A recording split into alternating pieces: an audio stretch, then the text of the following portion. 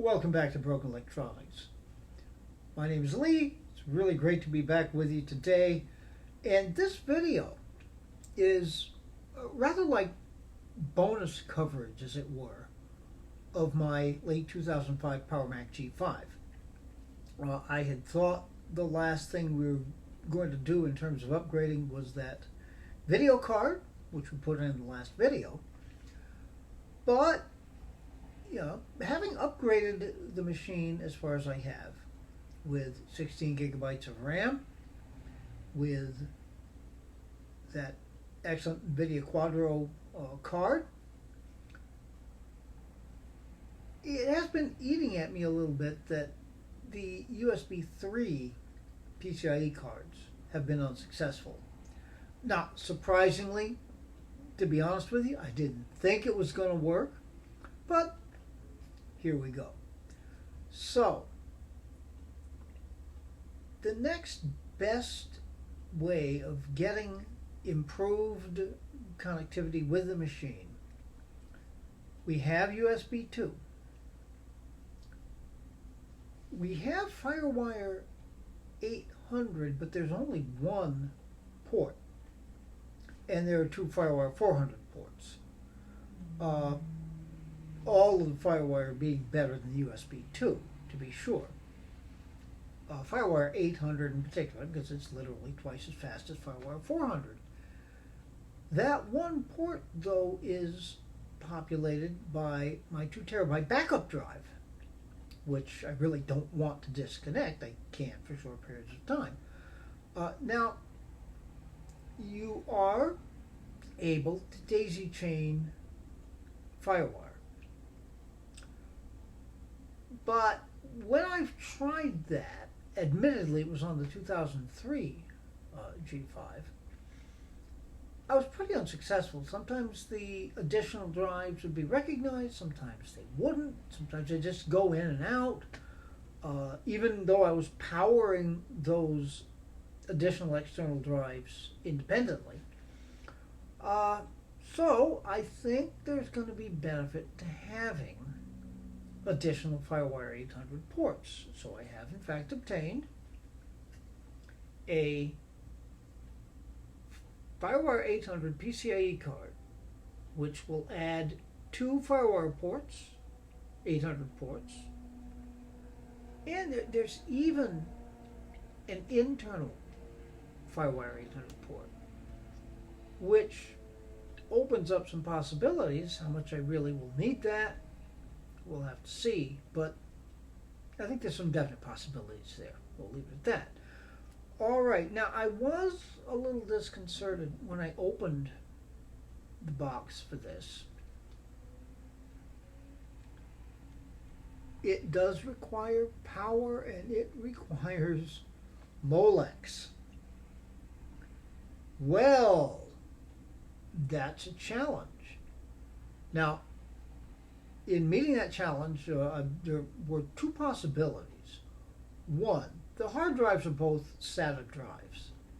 You can split SATA data, and you can get an adapter to adapt SATA power to Molex power. But there's another solution. The DVD drive. It's still IDE. It is powered by Molex.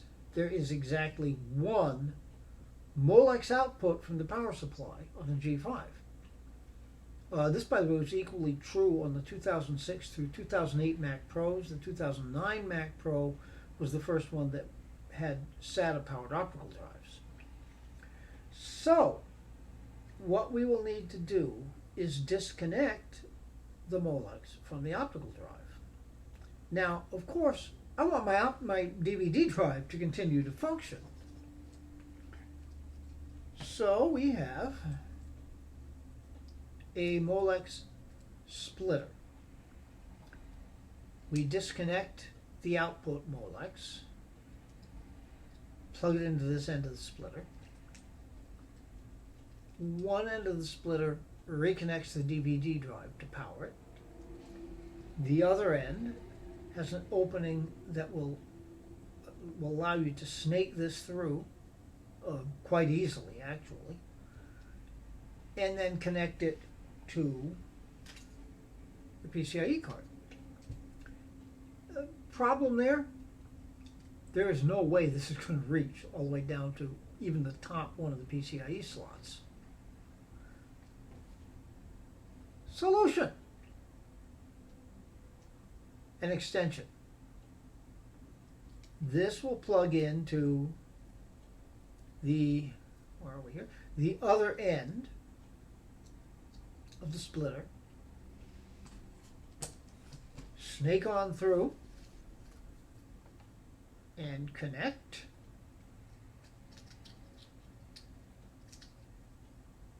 Oops, wrong end. Into the card.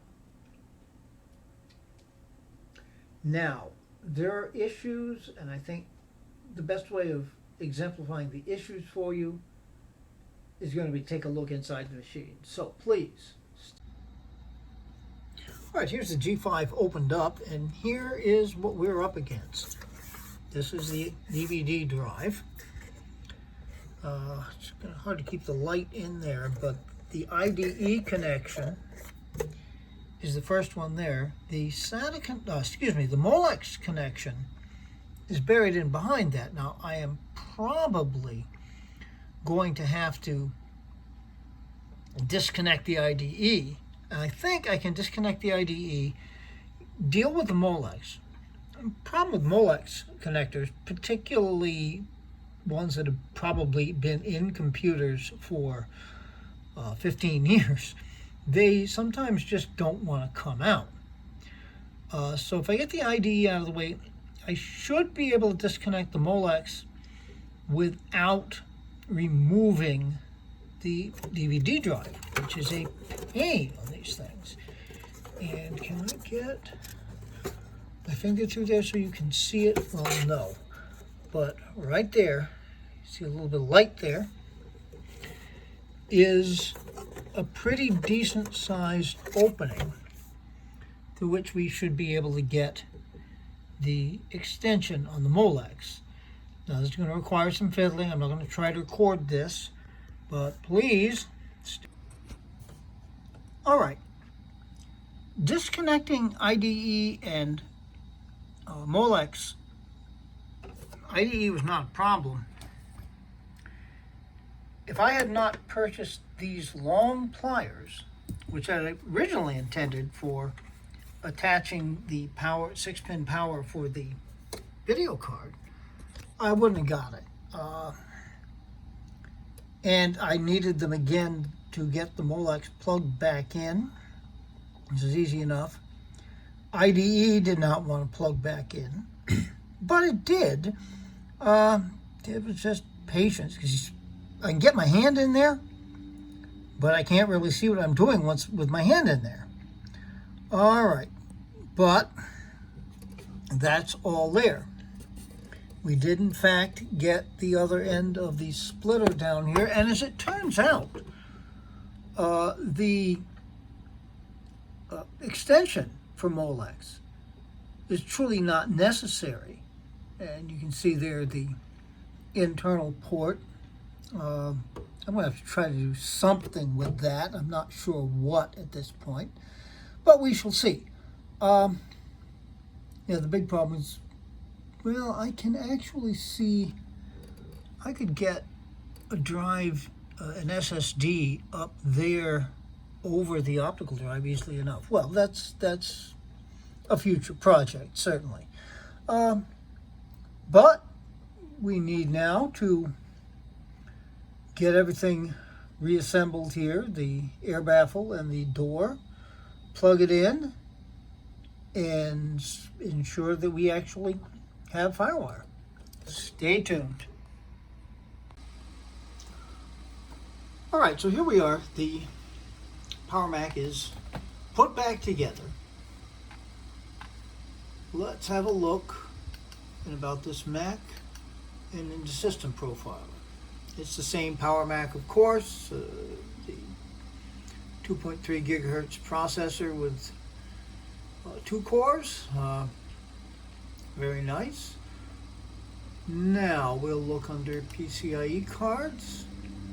And now we see FireWire and also the PCIe bridge. That's both referring to the same thing. The only other thing on there is the Quadro. The Apple, the Gigabit Ethernet is technically on the PCIe lanes. Okay, so now we'll check out FireWire. Okay, so FireWire bus, unknown device. Okay, that's the backup drive. Unknown device is the backup drive. The EyeSight camera, which is actually plugged into one of the 400 ports, since it is 400. And the reason the EyeSight camera is plugged in here, I've usually had it on my iMac G5. My intention is to create and edit this video using the PowerMac G5. So the introduction to it, if you were wondering why the quality was not up to usual standards, it was done on an EyeSight camera from about 2002, and with the built-in microphone on the EyeSight camera. Alright, so all of this is there now. Unknown device. Well, it's on the 400 port, so Lord knows. Okay, so this is the other FireWire bus. This is the one added via PCIe. It is fully recognized up to 800 megabits per second. All right. So just to get a little test here.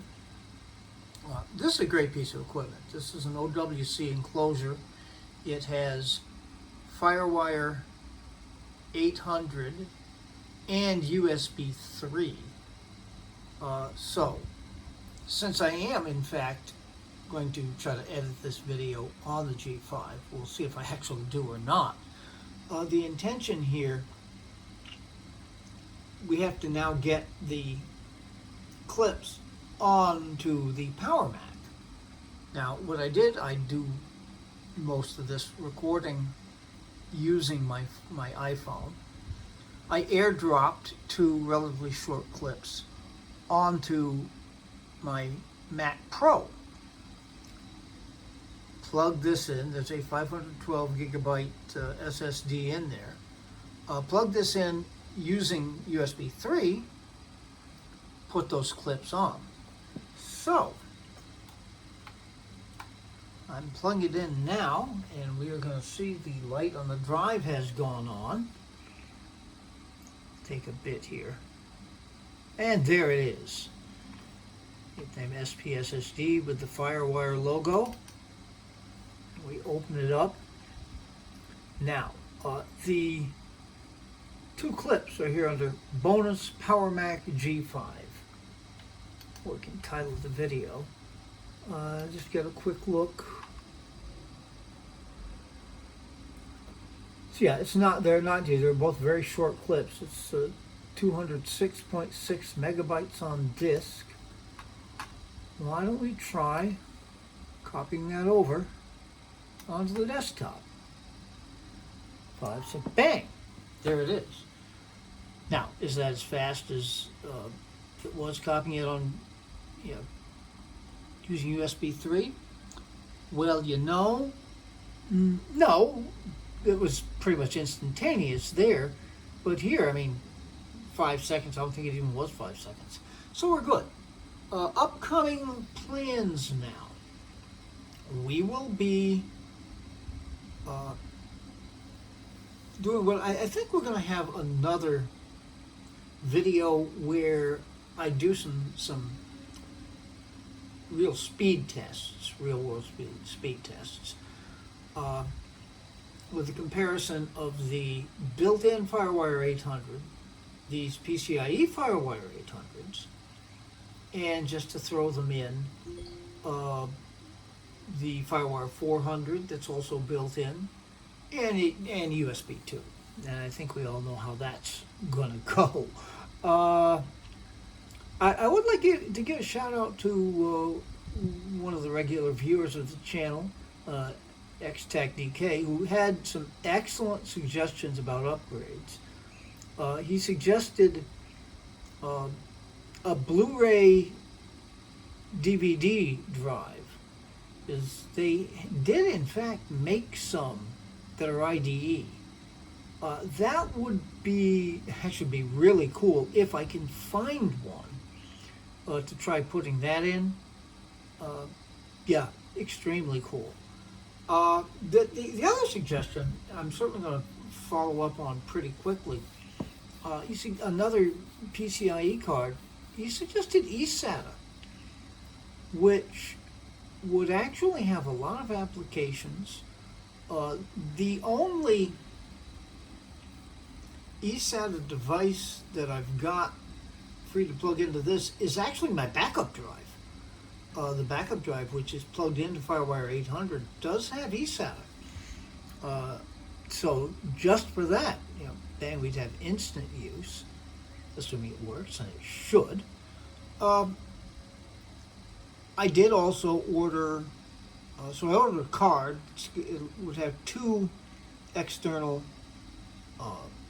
eSATA ports, one of which could certainly go to the backup drive, and then have the other available. So throw that into the mix. Now I did also order an enclosure, so we can do some real-world testing involving eSATA as well as FireWire 800 and all of the others.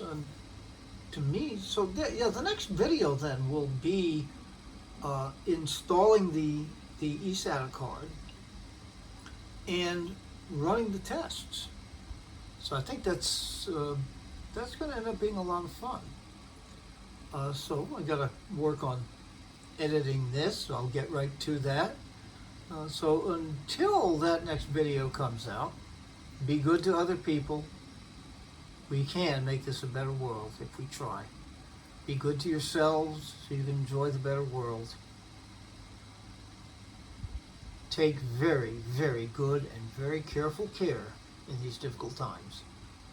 So we'll be back with that and other videos. Until that time, this has been Broken Electronics.